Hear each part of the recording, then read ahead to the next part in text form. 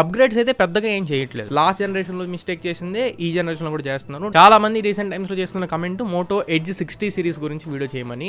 మరీ ముఖ్యంగా Moto Edge 60 Fusion last year ఇదే టైంలో మోటో ఎడ్జ్ 50 ఫ్యూజన్ లాంచ్ చేశారు.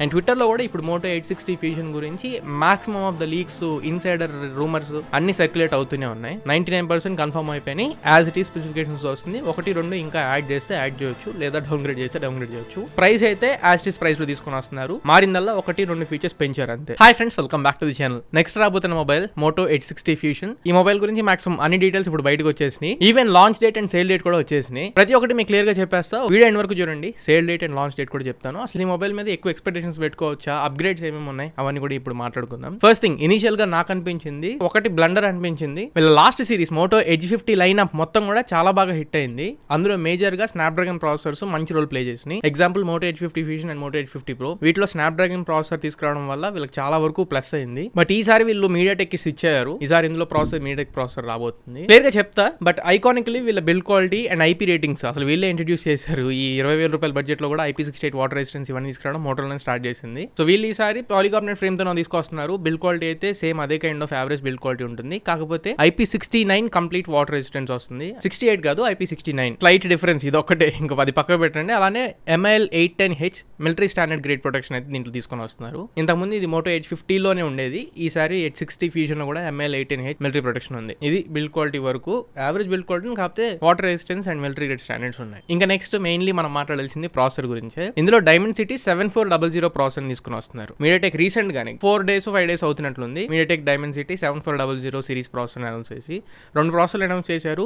Dimensity 7400, 7400X. X వచ్చేసరికి ఫోల్డబుల్ డివైస్ లో యూస్ చేస్తారు. వీళ్ళ మోటరోలా రేజర్ సిరీస్ లోనే ఈ 7400X ప్రాసెసర్ కూడా మనం చూసే అవకాశం ఉంది. సో 7400 ప్రాసెసర్ అంత పవర్ఫుల్ ప్రాసెసరా, ఈ బడ్జెట్ లో పెట్టదగిన ప్రాసెసరా అని చెప్పంటే, జనరల్గా ఈ ఫోన్ 20,000 రూపాయల దగ్గరలోనే లాస్ట్ ఇయర్ ఏదైతే ప్రైస్ లో తీసుకొచ్చారో ఈసారి కూడా సేమ్ యాస్టీస్ అదే ప్రైస్ లో తీసుకొస్తారు, ఆఫర్స్ అన్ని ఇంక్లూడ్ చేసుకుని. ప్రాసెసర్ దేనికి కాంపిటీషన్ అంటే ఇప్పుడు ఎడ్జ్ 50 ఫ్యూజన్ ఉంది, అందులో Snapdragon 7S Gen 2 processor use చేశారు లాస్ట్ టైం. దానికి మాత్రమే ఇది కాంపిటీషన్. ఇంకెక్కువ మాట్లాడితే మాక్సిమం 7S Gen 3, ఏది నిన్నగా మొన్న వచ్చిన నథింగ్ ఫోన్ 3A ఉంది కదా, అందులో 7S Gen 3 ఉంటుంది. దానికి కాంపిటీషన్ ఇవ్వగలిగింది. 7S Gen 3 2.5 GHz primary clocking speed ఉంటుంది. ఈ Dimensity 7400 2.6 GHz primary clocking speed ఉంటుంది. AnTuTu score same around 7 lakhs, 7,10,000, 7,20,000 వరకు స్కోర్ చేయగలవు. వర్తా కాదా ఈ ప్రాసెసర్ అని చెప్పంటే వర్త్ కాదని చెప్పొచ్చు. 7400 ప్రాసెసర్స్ మనం నెక్స్ట్ CMF ఫోన్ 2 సిరీస్ లో కూడా చూసే అవకాశం ఉంది. వాళ్ళు అరౌండ్ 15,000-16,000 తెచ్చేస్తారు. సో ఇది అండర్ 20,000 లో ఎక్స్పెక్ట్ చేయదగ్గ ప్రాసెసర్. కాకపోతే వీళ్ళు ఇంకా రిమైనింగ్ ఫీచర్స్ అన్ని బాగుంటాయి కాబట్టి ప్రాసెసర్ విషయంలో మరీ ఎక్కువ కాన్సన్ట్రేట్ చేయరు వీళ్ళు. సో 7400 ప్రాసెసర్ తీసుకొస్తున్నారు. ఆప్టిమైజేషన్ ఎలా ఉంటుందో ఒకసారి మనం క్లియర్ గా చెక్ చేయాలి. And 2 RAM and ROM configurations కూడా లాస్ట్ జనరేషన్ లో మిస్టేక్ చేసిందే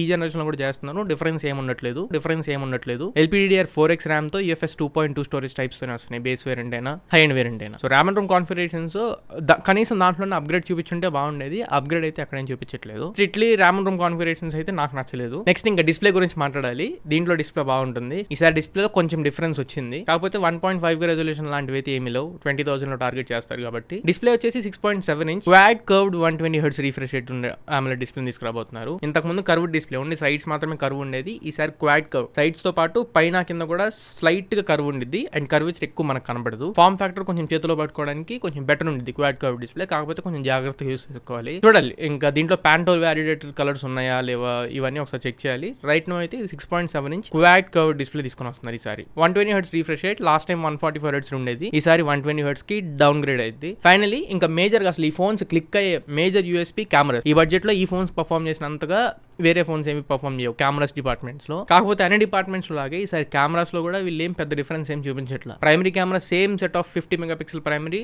అండ్ సోనీ LYT 700 సెన్సర్ తో వస్తుంది.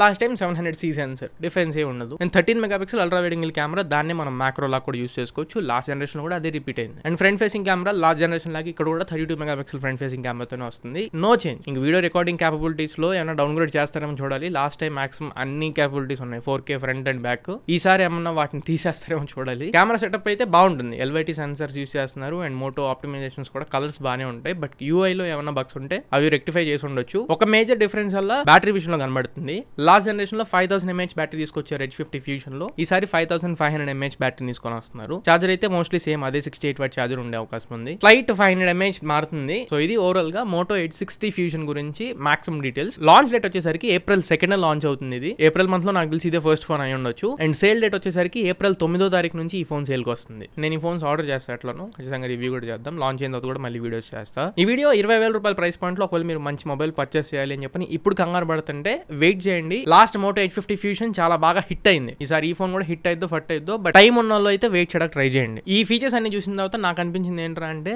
అప్గ్రేడ్స్ అయితే పెద్దగా ఏం చేయట్లేదు. ఆల్రెడీ ఇది హిట్ మొబైల్, దాన్నే కొద్దిగా కంటిన్యూ చేస్తూ ఆ బ్యాటరీ విషయంలో కొంచెం పెంచి ఐపీ రేటింగ్స్ పరంగా 68 కాకుండా 69 ఇచ్చారు. అండ్ MIL 810H సర్టిఫికేషన్ ఒకటి వచ్చింది. ఈ రెండు డిఫరెన్సెస్ తప్ప పెద్ద డిఫరెన్స్ అయితే ఏమీ కనపడట్లేదు. ఎక్స్ట్రా ఫీచర్స్ పరంగా ఇంకా NFC, IR బ్లాస్ట్ ఇట్లాంటివి ఏమన్నా ఎక్స్ట్రా తీసుకొని వస్తే ఖచ్చితంగా అప్పుడు ఇంకొంచెం ఇంట్రెస్ట్ క్రియేట్ అయితే ఇంకొంచెం బస్ క్రియేట్ అవుతుందని ఎక్స్పెక్ట్ చేస్తున్నాను. సో ఇది ఫ్రెండ్స్ ఓవరాల్ ఇవాళ మన వీడియో. ఈ వీడియో మీకు నచ్చింది అనుకుంటున్నాను, ఖచ్చితంగా ఉపయోగపడింది అనుకుంటున్నా. వీడియో నచ్చినట్లయితే లైక్ చేయండి, ఫ్రెండ్స్ అందరికీ షేర్ చేయండి. మళ్ళీ ఇంకొక మంచి వీడియోతో మంచి క్వాలిటీ కంటెంట్తో మీ ముందు తిరిగి వస్తా. Until then this is your signing off no friends. జై హింద్.